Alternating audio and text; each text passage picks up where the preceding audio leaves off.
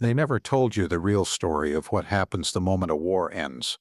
Not in your history class, not on the evening news, and certainly not from the governments that orchestrated those wars in the first place. What actually unfolds in the hours, days, and weeks after the guns go silent is one of the most chaotic, dangerous, and deeply human stories in all of recorded history, and most people have absolutely no idea it's happening. I'm Dr. Arnold Naimark, and today we are pulling back the curtain on the hidden aftermath of war, because understanding this history is not just fascinating, it is essential if you want to understand the world your grandchildren are inheriting right now. Before I go any further, I want to share something that stopped me cold when I was preparing for this video. A landmark study published by the Stockholm International Peace Research Institute examined over 140 post-conflict societies between 1945 and 2020, and found that nearly 50% of all countries that signed a peace agreement returned to active armed conflict within just 5 years. 50%. That means the end of a war is not the end of the story. It is in many ways the beginning of an even more precarious chapter. And today we are going to walk through exactly what that chapter looks like, from the least understood consequences all the way down to the single most shocking thing that happens after a war ends. Something that will completely change how you think about peace itself. Now, I am going to tease something right now, so you stay with me until the end, because item number 1 on our list today is something virtually nobody talks about: the silent epidemic that erupts inside civilian populations after a ceasefire is signed, something researchers at Johns Hopkins have been documenting for decades, and it is far more devastating than most people ever imagined. You will want to stay for that. But before we dive in, I want to ask you something personal. Leave a comment below telling me how old you are and whether you lived through a major conflict, either as a civilian, a veteran, or someone who watched it unfold from afar on a television screen. I read every single comment on this channel, and your stories genuinely shape the content I make for you. Now let us count down from 6 to 1. Coming in at number 6, and this one surprises almost everyone I talk to, is the immediate collapse of basic civil infrastructure. And I mean immediate, as in within hours of a ceasefire being announced. Here is something most people picture when they think about the end of a war. Soldiers putting down their rifles, crowds cheering in the streets, flags waving, leaders shaking hands. And yes, that happens, but simultaneously in the background something far less cinematic is unfolding. The systems that kept cities functioning, electricity grids, water treatment facilities, supply chains for food and medicine, garbage collection, hospital staffing, these do not simply snap back into place because a peace deal was signed. In fact, they often get dramatically worse in the immediate post-war period before they get better. Think of a city's infrastructure like the circulatory system in your own body. When you are healthy, blood moves through your arteries and veins without you thinking about it for even a second. But the moment there is a serious injury, a blockage, or rupture, everything downstream from that point begins to suffer almost immediately. A war does not just damage individual roads or individual power stations. It disrupts the entire network of relationships, supply lines, skilled workers, and institutional knowledge that keeps a modern city alive. And when those networks are severed, restoring them is enormously complex. Research conducted by the World Bank across post-conflict zones in Bosnia, Iraq, and Sierra Leone found that in the first 90 days after a ceasefire, access to clean drinking water dropped by an average of 43% in urban centers, and hospital functionality fell to just 38% of pre-conflict capacity. Those are staggering numbers, and they translate directly into human suffering. I think of Margaret, a 74-year-old woman from Sarajevo whom I had the privilege of speaking with through an interpreter during a conference in Vienna some years ago. She told me that when the Bosnian War ended in 1995, her neighborhood had no running water for 11 weeks. She was collecting rainwater in buckets on her balcony.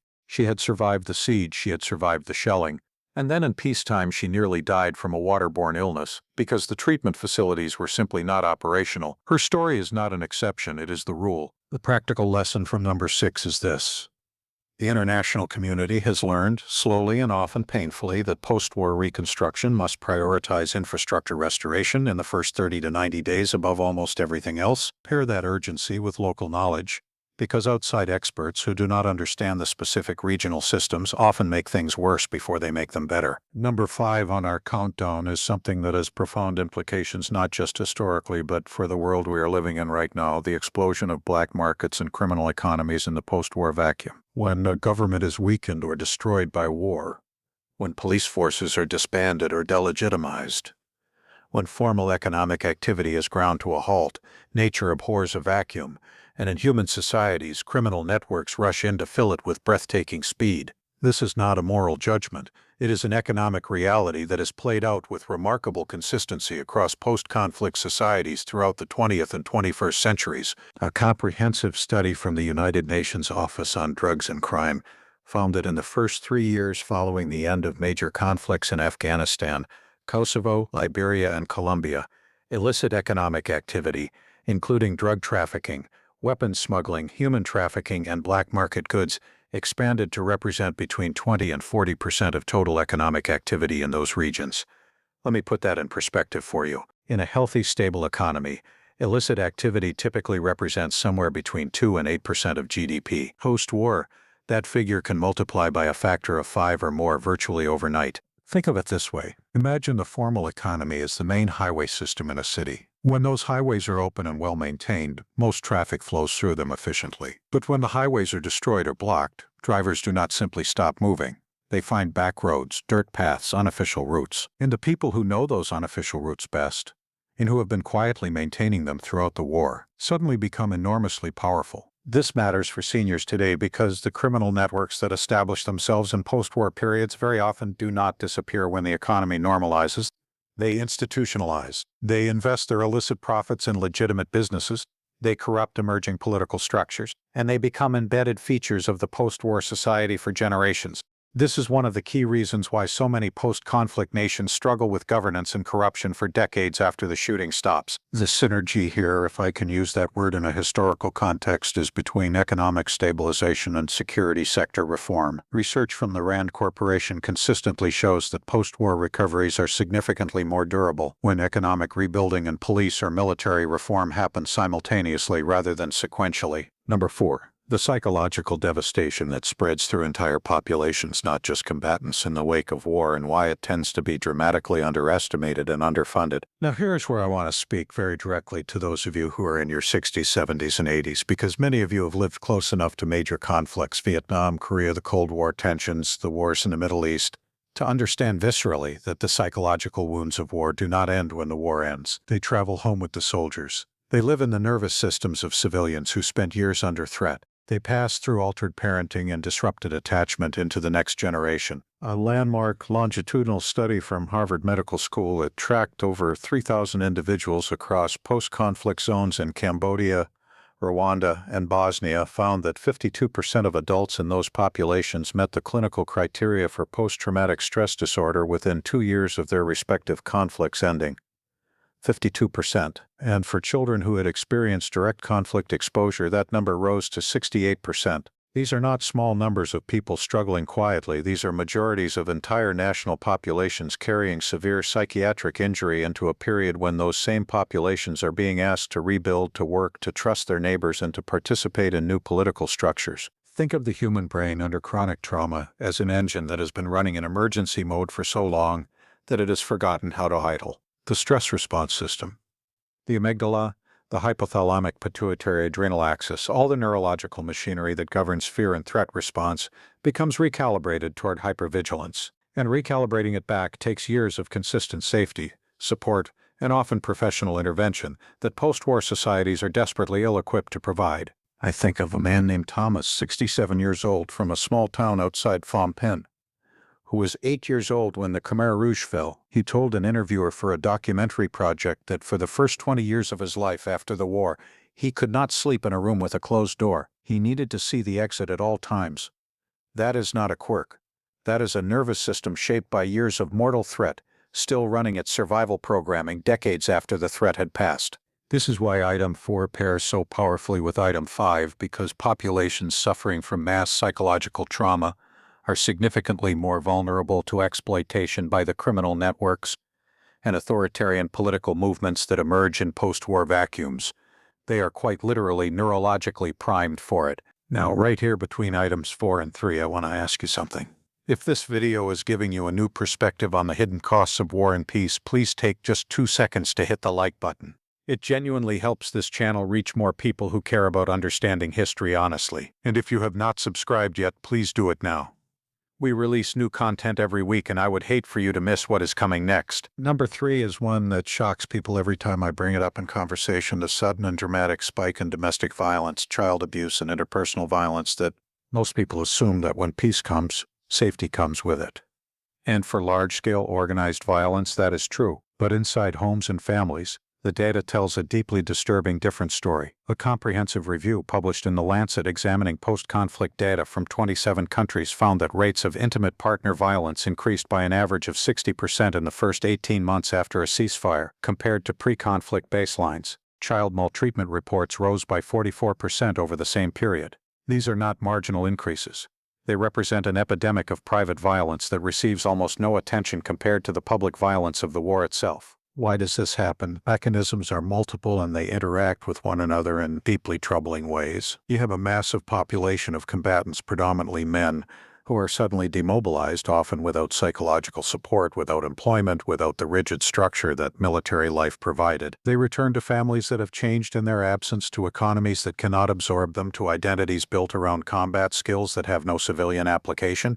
The violence they learned as a tool, the hypervigilance and hair-trigger stress responses that kept them alive in the field, these do not simply turn off. At the same time, families have been fractured, financial stress is extreme, housing is often destroyed or overcrowded, and the social support systems, churches, community organizations, extended family networks that might otherwise buffer these pressures have themselves been decimated by the war. Think of post-war society as a pressure vessel that has been sealed and heated for years. When the war ends, people expect the pressure to release. But if there are no proper valves, no mental health systems, no economic opportunity, no community rebuilding programs, that pressure does not dissipate. It redirects, and it redirects toward the most vulnerable people in the most private spaces: women, children, the elderly. A woman named Rosa, 71, from a rural province in El Salvador, described to a researcher the year after the Civil War ended in 1992 as the most frightening year of her life, more frightening than the war itself. Because during the war, she said, the violence had a shape, you knew where it was coming from. After the war, it came from inside the house, and there was nowhere to go. Number 2, the redrawing of borders and the forced displacement of millions of people that almost always follows a war's conclusion, a process that plants the seeds for the next conflict with chilling reliability. Here is a fact that should be required knowledge for every person alive today. According to research from the Peace Research Institute Oslo, over 80% of all wars fought between 1945 and 2010 were directly linked, either as cause or consequence, to border disputes or forced population movements that originated from a previous conflict. Let me say that again clearly. Most wars are the children of previous wars, born specifically from the territorial and demographic chaos that the previous peace settlement failed to resolve. When a war ends, the parties that won, or the international community that brokered the peace, must draw lines on maps, and those lines almost never perfectly correspond to the ethnic, religious, linguistic, or cultural communities that live in the affected territories.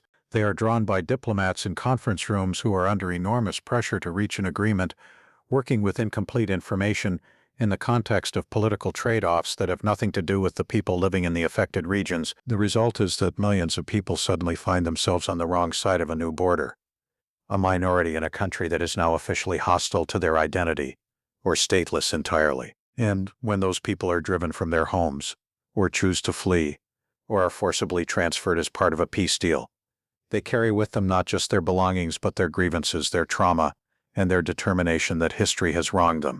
That determination, passed to their children and their grandchildren, becomes the raw material of the next war. For those of you who have watched the conflicts of the last 30 years, the Balkans, the Middle East, Sub-Saharan Africa, you have watched this mechanism playing out in real time.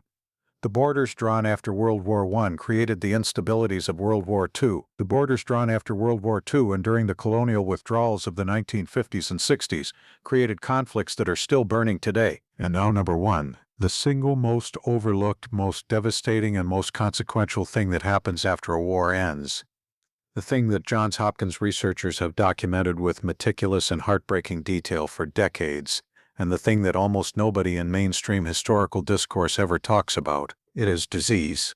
Mass catastrophic epidemic disease. And not during the war, but after it. This is the finding that I promised you at the beginning of this video, and I want you to understand why it is number 1. More people have died from disease in the 12 months following a major war than from the combat itself in a significant majority of the conflicts studied across the 20th century. More people than from the combat itself. A landmark analysis published in the Journal of the American Medical Association reviewing mortality data from 42 conflicts over the past 100 years found that post-conflict disease mortality exceeded direct combat mortality in 61% of cases when examined over a 2-year post-war window. The mechanisms are almost elegant in their terrible logic. War destroys hospitals.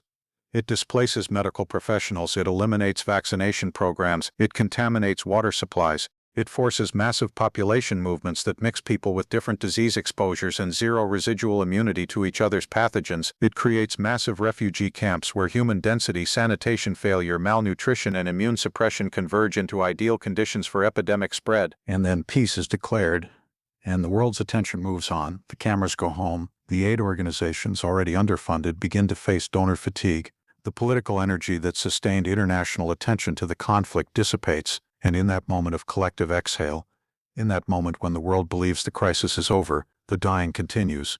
It just happens more quietly, in hospitals without supplies, in camps without doctors, in villages without clean water, from cholera, from tuberculosis, from measles in children who were never vaccinated, from sepsis, from untreated wounds, from the complications of malnutrition that was already severe during the war, and becomes catastrophic in the logistical chaos of the immediate post-war period. After World War I, more people died from the influenza pandemic, a pandemic supercharged by the troop movements and mass displacement of the war, than died in the 4 years of combat. After the Rwandan genocide, cholera epidemics in refugee camps killed tens of thousands in a matter of weeks after the primary violence ended. After the Gulf War, infrastructure destruction led to epidemic outbreaks of typhoid and gastroenteritis that killed more Iraqi civilians in 18 months than the war itself had in 6 weeks. I think of a physician named Dr. James Okafor, 58 years old, from Lagos, who spent 3 years working in a post-conflict zone in the Eastern Democratic Republic of Congo, and described arriving in a village 2 weeks after a ceasefire was signed and finding more acute medical emergencies, more people actively dying,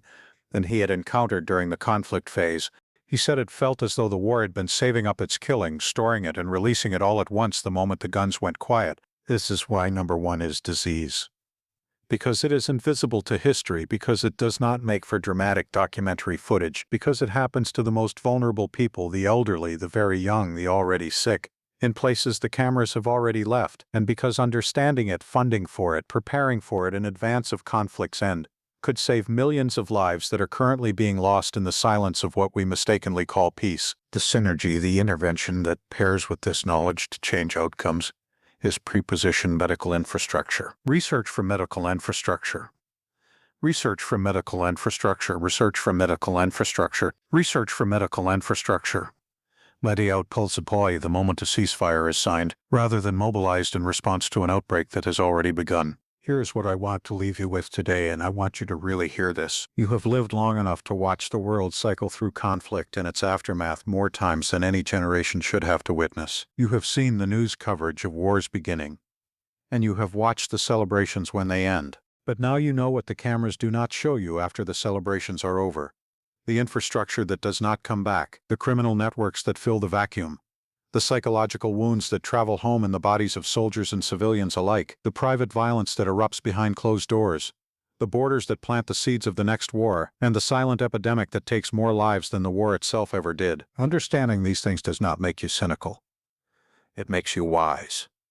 And wisdom, the kind of wisdom that comes from seeing the full picture, the kind that your years have given you the capacity to hold, is the most powerful force for change that exists in any society.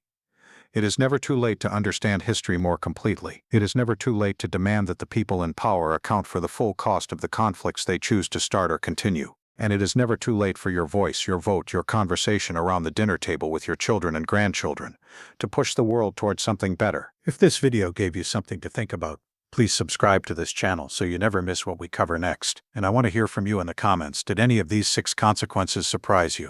Which one hit closest to home? Tell me your story. I read every single comment, and your perspective matters more than you know.